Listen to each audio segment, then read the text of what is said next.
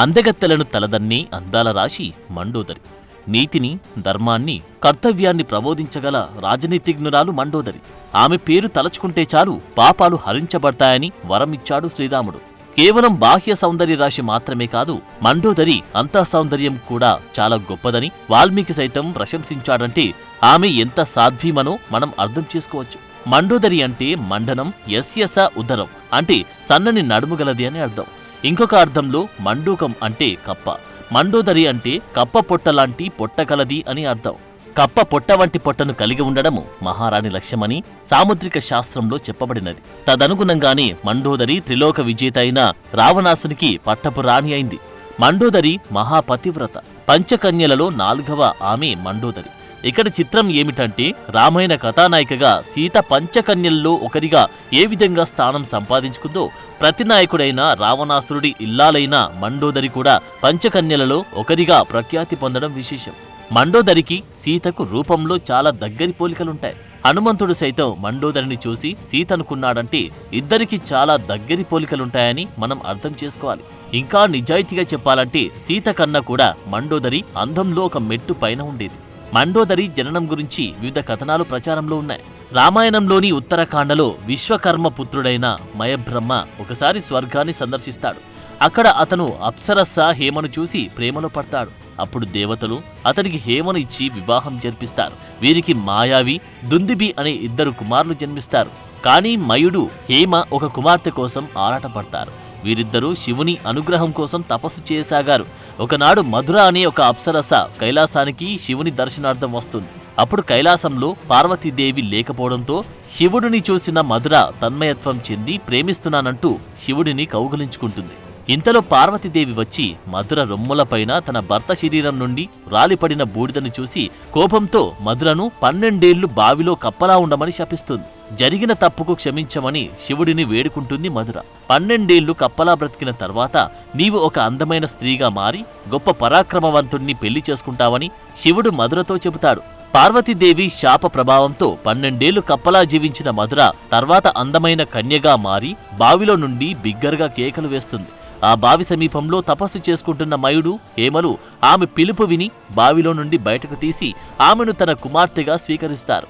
వారు ఆమెకు మండోదరి అని పేరు పెట్టి అల్లారు ముద్దుగా పెంచసాగారు. తర్వాత కొన్నాళ్లకు అప్సరస హేమ స్వర్గానికి తిరిగి వెళ్ళగా తన అన్నలు మాయావి, దుందుబీలతో కలిసి మండోదరి తన తండ్రి మయబ్రహ్మ వద్ద పెరుగుతుంది. చిన్నప్పటి నుండి మండోదరి చాలా తెలివిగలది. ఎన్నో వేదాలు, ఉపనిషత్తులు చదివింది. తండ్రి గారాల పట్టిగా, 2 అన్నల ఇష్టమైన చెల్లిగా ఎంతో అల్లరి చేస్తూ పెరిగింది. మండోదరికి యుక్త వయస్సు వచ్చాక ఒకసారి తనకు ఒక అందమైన భవనం నిర్మించి ఇవ్వమని అడగడం కోసం మయుడి వద్దకు వెళ్లిన రావణాసురుడికి అనుకోకుండా మండోదరి కంటపడుతుంది. అత్యంత సౌందర్యవతి అయిన మండోదరిని చూసి మొదటి చూపులోనే ప్రేమిస్తాడు రావణుడు. మండోదరిని పెళ్లి చేసుకుంటానని మయుడితో చెప్పగా రావణుడి బుద్ధి తెలిసిన మయుడు అతనికి తన కుమార్తెను ఇవ్వనంటాడు. అయితే మయుడిని నయానా భయానా ఒప్పించిన రావణుడు పెద్దల సాక్షిగా ఆమెను వైదిక ఆచారాలతో వివాహం చేసుకుంటాడు. వలచి మరీ మండోదరిని పెళ్లాడిన రావణుడు మొదట్లో బాగానే ఉన్నాడు. వీరి అనురాగ దాంపత్యానికి ప్రతిరూపంగా మేఘనాథుడు, ఇతన్ని ఇంద్రజిత్ అని కూడా పిలుస్తారు. అతికాయుడు, అక్షయ కుమారుడు అనే 3 పుత్రులు కలుగుతారు. అయితే ఇంట్లో అద్భుత అందగత్తి మండోదరి ఉన్నా కూడా పరకాంతల పొందు కోసం వెంపర్లాడేవాడు రావణుడు. ఈ భూమి మీద ఎన్నో రాజ్యాలను గాలించి అందమైన యువరాణులను ఎత్తుకొచ్చి పెళ్లి చేసుకునేవాడు. ఒప్పుకోని ఆడవారిని బలవంతంగా అనుభవించేవాడు. ఎంత గొప్ప శివభక్తుడైనా, వేదాలు చదివినా, పరాక్రమవంతుడైనా అతనికి పరస్త్రీ వ్యామోహమనే అవలక్షణముందని గ్రహించిన మండోదరి అతన్ని సరిదిద్దేందుకు ప్రయత్నిస్తోంది. కాని రావణుడు ఎప్పుడూ ఆమె సలహాను విస్మరిస్తాడు. చేసేది ఏమీ లేక ఓరిమితో సహిస్తుంది. భర్తతో కలిసి తాను కూడా శివపూజ చేస్తూ ఉంటుంది.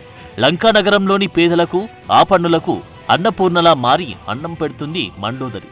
ఇంటికి పెద్ద కోడలిగా తన అత్త కైకసీకి ఎన్నో సపర్యలు చేసేది. కైకసీ కూడా తన కోడలు మంచితనానికి ఎంతో మురిసిపోయేది. తన మర్దులైన కుంభకర్ణుడు, విభీషణుడు భార్యలను, అలాగే తన ఆడబిడ్డలైన కర, శూర్పణఖలను చాలా ప్రేమగా చూసుకునేది మండోదరి. ఇంకోవైపు శ్రీరామచంద్రుడు తండ్రి మాటకు కట్టుబడి రాజ్యాన్ని వదిలి సీతాలక్ష్మణ సమేతంగా అడవికి చేరుకుంటాడు. అక్కడ లక్ష్మణుడి అందానికి మైమరిచిన రావణుడి చెల్లెలు శూర్పణఖ తనను పెళ్లి చేసుకోమని లక్ష్మణుడిని విసిగించడంతో కోపంతో శూర్పణఖ ముక్కు చెవులు కోస్తాడు లక్ష్మణుడు. చెల్లికి జరిగిన అవమానానికి కోపంతో ఊగిపోతాడు రావణాసురుడు. అయితే రాముడు భార్య సీత చాలా అందంగా ఉంటుందని, ఆమెను నీవు ఎత్తుకొచ్చి పెళ్లి చేసుకుంటే రామలక్ష్మణులకు బుద్ధి చెప్పినట్లు ఉంటుందని శూర్పణఖ రావణుడికి చెప్పగా సీతాదేవిని అపహరించి లంకా నగరానికి ఎత్తుకువస్తాడు రావణుడు. సీతను అశోక వాటికలో ఉంచి తనను పెళ్లి చేసుకోమని బలవంతం చేస్తాడు. అయితే సీతను రావణుడు ఎత్తుకొచ్చాడని తెలుసుకున్న మండోదరి చాలా బాధపడుతుంది. నీకు సుఖమివ్వడానికి నేను అనేక మంది నీ ఉంపుడుగత్తెలు ఉండగా సీతను ఎందుకు ఎత్తుకువచ్చావు? ఆమె భర్త ఇంటిలో లేని సమయం చూసి ఆమెను ఎత్తుకురావడం తప్పు. ఒకరి అర్ధాంగిని చెరబట్టడం ఇంకా పెద్ద తప్పు అని ఎంత మొరపెట్టుకున్నా రావణుడు మండోదరి మాటలు లెక్క చేయకుండా సీత పొందు కోసం తహతహలాడుతుంటాడు. నీ వల్లే నీ అన్న రావణుడు సీతను ఎత్తుకొచ్చాడని శూర్పణఖని తిడుతుంది మండోదరి. అయితే ఇక్కడ సీతకి మండోదరికి మధ్య సంబంధం గురించి ఒక పురాణ కథనం ప్రచారంలో ఉంది. గృత్సమద మహర్షి లక్ష్మీదేవిని తన కుమార్తెగా పొందాలని తపస్సు చేస్తున్నాడు. అతను దర్భగడ్డి నుండి పాలను తీసి ఒక కుండలో నిల్వ చేసి మంత్రాలతో ప్రతిరోజు దాన్ని శుద్ధి చేసేవాడు. తద్వారా లక్ష్మీదేవి ఆ కుండలోకి ప్రవేశించి అక్కడే నివసించసాగేది. ఇక్కడ రావణుడు కూడా ఋషులను చంపి వారి రక్తాన్ని ఒక పెద్ద కుండలో నిల్వ చేస్తాడు. ఋషుల రక్తాన్ని తాగితే అతీంద్రియ శక్తులు సంక్రమిస్తాయని అతని నమ్మకం.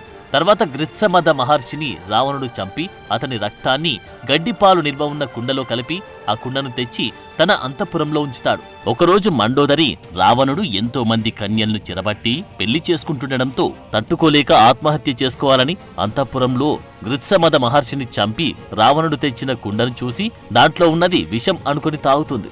అయితే ఆమె చనిపోకపోగా గృత్సమద మహర్షి రక్తం లక్ష్మీదేవి నివసించిన గడ్డిపాల వల్ల గర్భం దాల్చిన మండోదరి ఒక ఆడబిడ్డకు జన్మనిస్తుంది.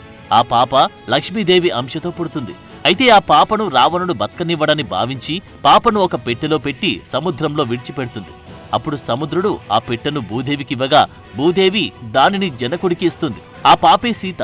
రావణుడు సీతను అపహరించి లంకకు తెచ్చినప్పుడు సీతను చూసిన మండోదరి ఆమె తన కూతురేనని గుర్తుపడుతుంది. రావణుడి చావు ఆసన్నమైందని ఆమె భావిస్తుందని సంగదాసు రాసిన అద్భుత రామాయణంలో చెప్పబడింది. అయితే ఇది పూర్తిగా అభూత కల్పన. దేవి భాగవత పురాణం ఇలా చెబుతోంది. మండోదరికి రావణుడికి మొదటి సంతానంగా సీత జన్మిస్తుంది. మొదటి సంతానం వల్ల లంకాధీశునికి మరణం తథ్యమని జ్యోతిష్యులు హెచ్చరించారట. ఇది విన్న రావణుడు ఆమెను లంకకు దూరంగా తీసుకుపోయి భూమిలో పాతిపెట్టమంటూ తన అనుచరులను ఆజ్ఞాపించాడు. లంకేశ్వరుడి ఆజ్ఞ ప్రకారం ఆయన సైన్యం సీతని భూమిలో పాతిపెట్టారు.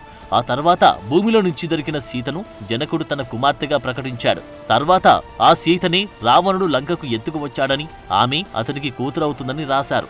ఇది కూడా పూర్తిగా తప్పుడు కథనం. రావణుడు ఎంత శ్రీలోలుడైనా తన కూతురినే చరిచేంత దుర్మార్గుడైతే కాదు. ఇక మన కథలోకి వస్తే వాలిని చంపిన శ్రీరాముడు కిష్కింధకు సుగ్రీవుణ్ణి రాజుని చేస్తాడు. అప్పుడు సీతాదేవిని వెతకడానికి సుగ్రీవుడు ఆంజనేయుణ్ణి పంపగా హనుమంతుడు లంకను చేరి రావణుడి అంతఃపురంలో ఉన్న మండోదరిని చూసి ఆమెను సీతగా పొరబడతాడు. కాదని తెలుసుకుని తర్వాత అశోక వాటికలో ఉన్న సీతమ్మను చూస్తాడు. ఆమె ఇచ్చిన ఉంగరం తీసుకుని వచ్చి సీతమ్మ లంకలో ఉందని శ్రీరాముడికి చెప్పగా సముద్రంపై నీలుని సారథ్యంలో వారధి నిర్మించిన రాముడు లంకను చేరి సీతను అప్పగించమని అంగదుడితో రావణుడి వద్దకు రాయబారం పంపుతాడు. అప్పుడు రావణుడి సోదరుడైన విభీషణుడు యుద్ధం వద్దు, సీతను రాముడికి అప్పగించి శరణు కోరమని రావణుడికి చెప్పగా విభీషణుడిని తిట్టి లంకనగరం నుండి వెలివేస్తాడు రావణుడు. తర్వాత విభీషణుడు రాముడిని శరణువేడి సుగ్రీవుని సైన్యంలో చేరుతాడు. రామరావణ యుద్ధం అనివార్యమవుతుంది. చివరిసారిగా హెచ్చరించాలని తన భర్త రావణుడి వద్దకు వచ్చిన మండోదరి నిన్ను ఓడించిన వాలినే సంహరించిన రాముడు సామాన్యుడు కాదు. సీతను అతనికి అప్పగించు. యుద్ధం ఎవరికి మంచిది కాదు. అసంఖ్యాక మరణాలకు దారితీసి ఎంతో మంది మహిళలను విధవలుగా చేస్తుంది. వారి పిల్లలను రోడ్డున పడేస్తుంది. దయచేసి నా మాట విను అని ఎంత బ్రతిమాలి ప్రాధేయపడినా బలగర్వంతో ఉన్న రావణుడు భార్య మాటను లెక్క చేయకుండా యుద్ధానికి దిగుతాడు. మహాభయంకరంగా జరిగిన రామరావణ యుద్ధంలో రావణ సైన్యంలోని ఎంతో మంది రాక్షస వీరులు, రావణుడి కుమారులైన ఇంద్రజిత్, అతికాయుడు, అక్షయ కుమారుడు దారుణంగా మరణిస్తారు. ముగ్గురు కొడుకులను కోల్పోయిన మండోదరి ఎంతో బాధపడుతుంది. తన మరిది కుంభకర్ణుడితో సహా ఎంతో మంది రాక్షస యోధులు మరణించారని తెలుసుకుని తీవ్ర నిరాశ నిస్పృహలకు లోనవుతుంది. చివరి రోజు యుద్ధానికి బయలుదేరిన తన భర్త రావణుడికి వీరతిలకం దిద్ది యుద్ధంలో విజయం సాధించాలని మనస్ఫూర్తిగా కోరుకుంటుంది. లంకానగర రాణిగా తన కర్తవ్యాలను తూచా తప్పకుండా నిర్వహిస్తుంది. రాముడికి రావణుడికి మధ్య యుద్ధం చాలా భయంకరంగా జరుగుతుంది.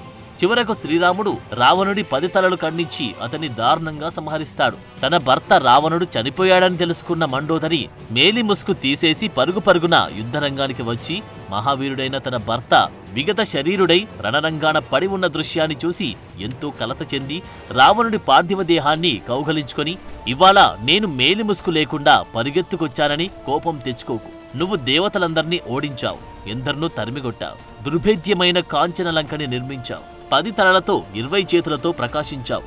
ఆ రోజు హనుమంతుడు ఈ సముద్రాన్ని దాటి నీ 10 తలకాయలు ఇప్పుడే నరికేస్తాను, కాని రాముడు నిన్ను చంపుతానని ప్రతిజ్ఞ చేశాడు గనుక వదిలేస్తున్నాను అని లంకని కాల్చి వెళ్లిపోయాడు. ఒక్కడే అలా వచ్చి లంకని నాశనం చేసి వెళ్లిపోతే నీ మనస్సులో శంక కలగలేదు.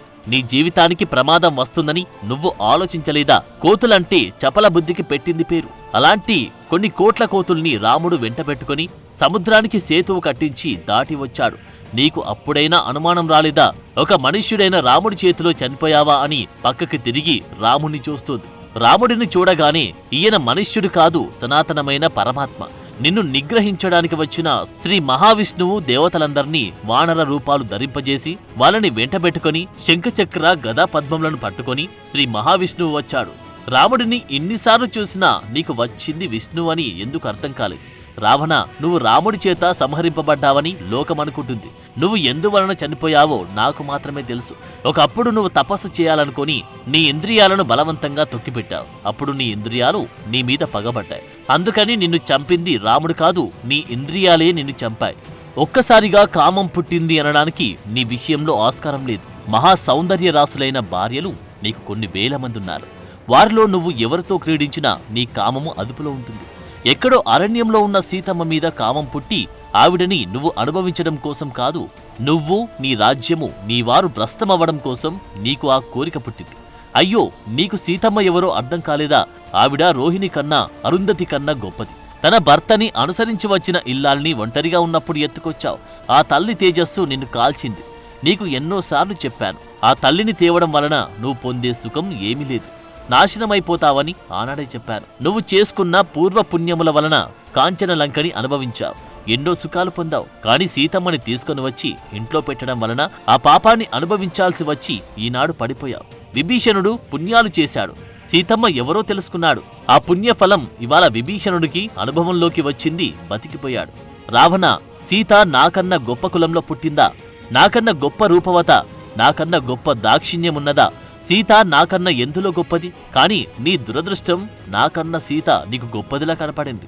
నా తండ్రి దానవరాజైన మయుడు, నా భర్త లోకములను గెలిచిన రావణుడు, నా కుమారుడు ఇంద్రుణ్ణి జయించిన మేఘనాథుడు. నేనున్నది కాంచనలంకలో అని అహంకరించాను, కాని ఏది నిలబడలేదు, అబద్ధమైపోయింది. ఇవాళ నాకు కొడుకులు లేరు, భర్త లేడు, రాజ్యం లేదు, బంధువులు లేరు. నీకు తలకొరివి పెట్టడానికి ఒక కొడుకు లేడు. నువ్వు మహాపాతకం చేయడం వలన 10 రోజుల్లో నా పరిస్థితి ఇలా అయిపోయింది. మహాపతివ్రత అయిన స్త్రీ ఏ ఇంటికన్నా వచ్చి కన్నీరు పెడితే ఆ కన్నీరు కింద పడితే ఆ ఇల్లు నాశనమైపోతుందని బాధపడింది. తర్వాత రాముణ్ణి శపిద్దామని బయలుదేరుతుంది. అయితే శాంతమూర్తిలా ఉన్న శ్రీరాముణ్ణి చూసి ఆమె తన మనసు మార్చుకుంటుంది. తన పతి శరీరానికి అంత్యక్రియలు నిర్వర్తించుకునేందుకు అనుమతిమ్మని వేడుకుంటుంది. రాముడు ఆమె మాటను మన్నిస్తాడు. విభీషణుని పిలిచి రావణుని శరీరానికి అంతిమ సంస్కారాలు జరపవలసిందిగా సూచిస్తాడు.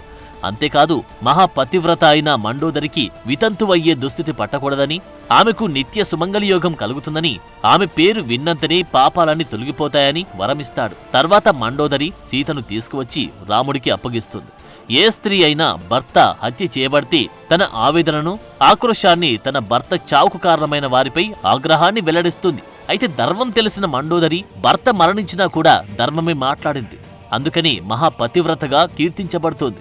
ఆ తర్వాత మండోదరిని పెళ్లి చేసుకోమని రాముడు విభీషణుడికి సూచిస్తాడు. రాజు మరణించాక వారసులు కూడా లేనట్లయితే రాణిదే అధికారం. యుద్ధంలో రావణుడితో పాటు మండోదరి 3 కుమారులు కూడా మరణించారు. కాబట్టి అప్పటి లంకారాజ్య నియమాల ప్రకారం మండోదరిదే రాజ్యాధికారం. ఆమెను చేపట్టడం ద్వారా అధికారాన్ని పొందాలనేది రాముడు సూచించిన తరుణోపాయం. రావణుడిని ప్రాణం కన్నా ఎక్కువగా ప్రేమించిన మండోదరి తొలుత ఆ ప్రతిపాదనను తిరస్కరించింది. అయితే ఈ పెళ్లి శారీరక సుఖం కోసం కాదని, కేవలం అధికార మార్పిడి ప్రక్రియలో భాగంగానే ఈ పెళ్లిని చూడాలని రాముడు చెప్పడంతో అంగీకరిస్తుంది. ఆ తర్వాత మండోదరికి విభీషణుడితో పెళ్లి జరిపించిన శ్రీరాముడు విభీషణుడిని లంకకు రాజుగా పట్టాభిషేకం చేసి సీతతో కలిసి అయోధ్యకు చేరుకుంటాడు. లంకారాజ్య మహారాణిల పాలనలో విభీషణుడికి అనేక సలహాలు సూచనలు ఇచ్చింది మండోదరి. యుద్ధంలో మరణించిన వారి భార్యలకు వారి పిల్లలకు జీవితాంతం ఏ లోటు లేకుండా బ్రతకడానికి కావలసిన ధన సహాయం చేస్తుంది. ఆ తర్వాత కొంతకాలానికి పర్వతాలలోకి వెళ్లి తపస్సు చేస్తూ తనువు చాలిస్తుంది. అయితే మండోదరి విభీషణుడిని పెళ్లి చేసుకుందని వాల్మీకి రామాయణంలో చెప్పలేదు. ఆనంద రామాయణం, బెంగాలీ రామాయణంలలో చెప్పబడింది. For more videos like this, subscribe Big TV channel.